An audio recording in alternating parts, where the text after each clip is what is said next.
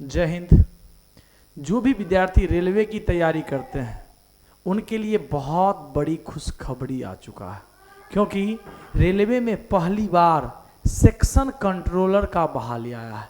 अभी तक जब भी रेलवे में सेक्शन कंट्रोलर की बहाली आती थी किसी को पता ही नहीं चलता था, न ही रेलवे के कैलेंडर में कहीं भी सेक्शन कंट्रोलर के बहाली का चर्चा है और न ही कहीं।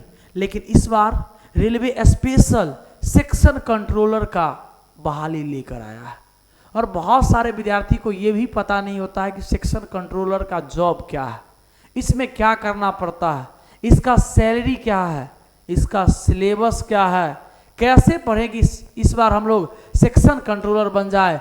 और बहुत बेहतरीन लेवल 6 का जॉब है और पेमेंट लेवल भी उतना ही खूबसूरत है। तो आइए हम लोग चर्चा कर देते हैं और आपको सब कुछ एक एक चीज़ का हम चर्चा करते हैं। तो सबसे पहला क्वेश्चन जो आपके मन में आता था कि सर एक बात बता दो, क्या बता दो कि ये सेक्शन कंट्रोलर में पोस्ट कितने हैं? तो बाबू रे 368 पोस्ट है, जो कि कम नहीं है, बहुत ही बेहतरीन पोस्ट है। लेवल 6 का जॉब है और इसका अगर आप लेवल 6 में जॉब करिएगा तो मिनिमम सैलरी 70,000 रुपया। अगर आप ओवर टाइम करते हैं, अगर आप एक्स्ट्रा करते हैं तो 1 लाख के आसपास शुरुआती दौर में आपका सैलरी बनेगा, शुरुआती दौर में। फिर आप लोग के मन में आता है कि सर जी इसका सिलेबस क्या है? बार बार आप लोग कह रहे थे कि सर वीडियो बनाइए। इसके सिलेबस में सिर्फ और सिर्फ मैथ और रीजनिंग पूछता है। क्या पूछता है? मैथ और रीजनिंग। तो जिनका मैथ और रीजनिंग बेहतरीन है आप लोग सेक्शन कंट्रोलर आराम से बन सकते हैं, आराम से।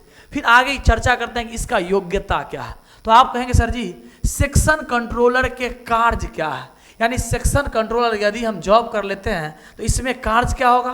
तो सारे लोग ट्रेन के बारे में जानते हैं। इसका मुख्य काम होता है ट्रेन के संचालन की निगरानी करना। जैसे ट्रेन चल रहा है तो हम लोग उसका निगरानी करते हैं ना कि कहाँ पर अभी ट्रेन है, कितना लेट है, कितना पीछे है, कितना आगे है। दूसरा, ट्रेन को टाइम से चलाना। हम लोग देखते रहते हैं ना कि ट्रेन आधा घंटा लेट है, 1 घंटा से। ये ट्रेन को टाइमिंग चलाना, टाइम से चलाना, टाइम से पहुंचा देना, कहीं रोक देना, किसका काम होगा? सेक्शन कंट्रोलर का। और इसका क्या काम है छोटू? और इसका काम है कि रेल की सुरक्षा का भी ध्यान देना। मान लीजिए सामने मालगाड़ी है और उधर से हम लोग लाए सवारी गाड़ी को, दोनों को टकरा दिए तो सुरक्षा तो बताइए क्षति हो गया ना, एक्सीडेंट कर गया। फिर अगला काम क्या है बाबू रे सेक्शन कंट्रोलर का? आप कहेंगे सर इसका अगला काम है आपातकाल स्थिति में सही निर्णय लेना। मान लीजिए कि रेलवे में दुर्घटना हो गया तो उस समय तो डायरेक्ट रेल मंत्री आपके पास नहीं आएंगे, यही सेक्शन कंट्रोलर रहेंगे। सारे का सारा तुरंत बैठेंगे और तुरंत चर्चा करेंगे कि एक्सीडेंट हो गया तो इसको कैसे निर्णय लिया जाए। तो इतना तगड़ा काम है, मजा आ जाएगा। स्टेशन मास्टर से भी बेहतरीन जॉब है ये। आइए और देखते हैं इसमें। आप कहेंगे सर अब बता दीजिए इतना खूबसूरत जॉब है, इसका फॉर्म कब से डाला जाएगा? तो इसका फॉर्म आपको 15 सितंबर से 15 अक्टूबर तक भरा जाएगा। फिर अगला कि अगर सर जी कुछ गलत हो जाए, भगवान ना करे कुछ गलत हो, लेकिन अगर गलत हो जाए चिला तो फिर क्या करेंगे? तो फिर हम लोग 17 अक्टूबर से लेके और 26 अक्टूबर ये आपको 9 दिन का समय दिया है करेक्शन डेट। करेक्शन डेट आप तुरंत जाएंगे और करेक्शन करवा लेंगे और फिर आप अपना फॉर्म को सही कर लेंगे। फिर आपके मन में आ रहा होगा कि सर जी फॉर्म भर दिए तो फी कितना लगेगा? तो चला आपको पता है कि रेलवे के सारे एग्जाम में 500 रुपया फी लगता है।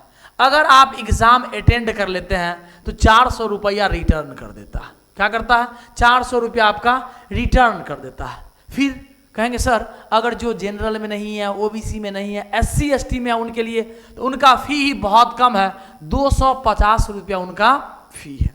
फिर अगला क्या है?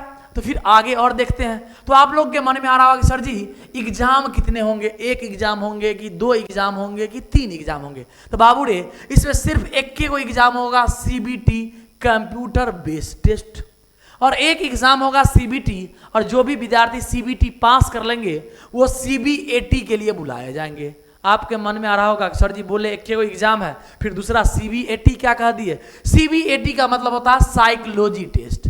जो भी ड्राइवर की तैयारी की होंगे, साइको जानते हैं ना, ड्राइवर से बहुत ही इजी होता है। जो स्टेशन मास्टर का जो साइको होता है साइकोलॉजी टेस्ट, वैसा ही यहाँ से सेक्शन कंट्रोलर का भी होने वाला, इजी होता है, आसानी से आप लोग कर सकते हैं। फिर कहेंगे कि सर एक बात बताइए, सेक्शन कंट्रोलर जो है इसका सिलेबस क्या है, तो इसमें आपका मैथ पूछा जाएगा और रीजनिंग पूछा जाएगा। पता है 60 क्वेश्चन मैथ का करना है, 60 क्वेश्चन मैथ से रहेगा और ओनली 40, केवल 40 क्वेश्चन रीजनिंग से रहेंगे, केवल 40 क्वेश्चन रीजनिंग से रहेंगे। और इसमें 1/3 नेगेटिव है, 1/3 नेगेटिव है।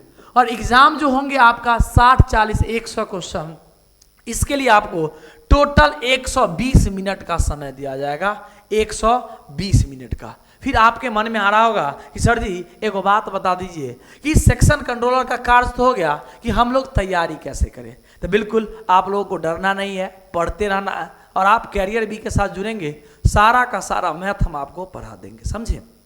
फिर आपके मन में आ रहा होगा कि सर जी इसके लिए क्वालिफिकेशन क्या है। क्वालिफिकेशन ग्रेजुएशन होना चाहिए, व्यक्ति ग्रेजुएट होना चाहिए, और क्या मिनिमम एज 20 साल होना चाहिए। आप लोग सेक्शन कंट्रोलर की बहाली का फॉर्म डाल सकते हैं और ईमानदारी से जॉब करिएगा, अगर मेहनत करिएगा तो इस बार आप लोग का जॉब भी हो जाएगा। तो बिल्कुल सारे विद्यार्थी फॉर्म भरेंगे, आप हमसे जुड़ेंगे। और बिल्कुल धन्यवाद सारे लोगों को कि सारा का सारा जानकारी आप लोग आराम से सुने। तो एक बार शेयर कर दीजिएगा तमाम मित्रों के पास, क्योंकि ज़्यादा से ज़्यादा लोगों को भी जानकारी पहुंच सके। क्योंकि ऐसा होता है कि विद्यार्थी के पास में जानकारी ही नहीं रहता कि सेक्शन कंट्रोलर है क्या, कार्य क्या है। तो तब तक के लिए सभी लोगों को ऑल द बेस्ट।